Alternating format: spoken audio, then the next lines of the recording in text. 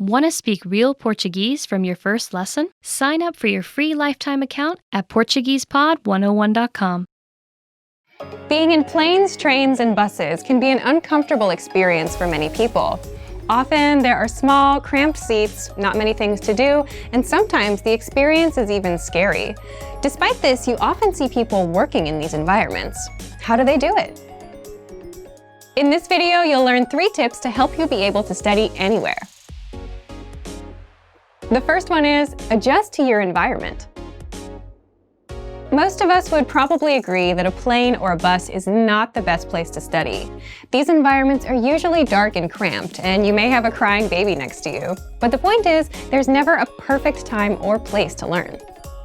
The reality is that a lot of us use transportation every day. We face environments that are typically considered unsuitable for study.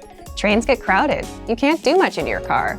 Even in your own home, you'll get distracted by the TV or Facebook or something. And some days you'll be sick. You'll be tired.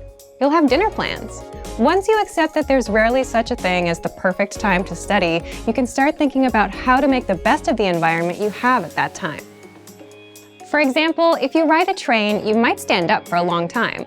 It might be difficult to focus on a book. In a case like this, you can use the Innovative Language 101 app to study. Listen to the audio lessons, or do the word of the day by email. There are ways that you can learn in just about any situation. The point is, you need to adjust your study method to your environment. So take a look at your day and see where your time goes. Are there any gaps in between your activities where you feel like you can't study? And is there any way you can adjust? 2. Take advantage of your limited time.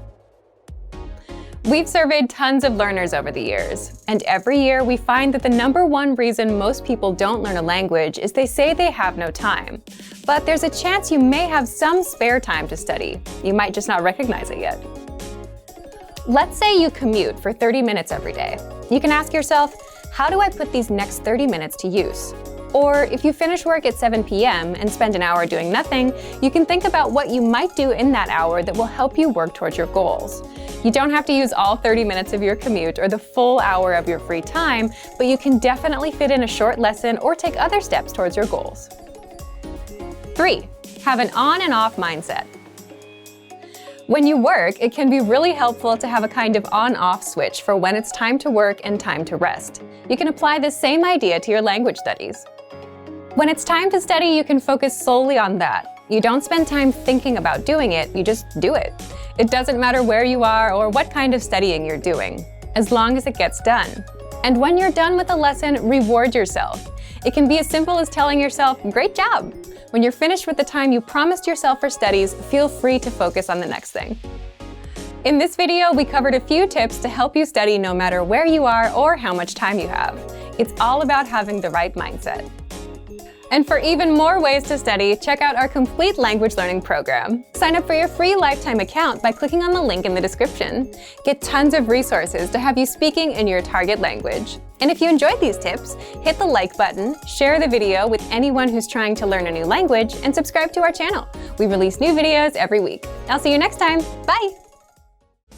Want to speed up your language learning?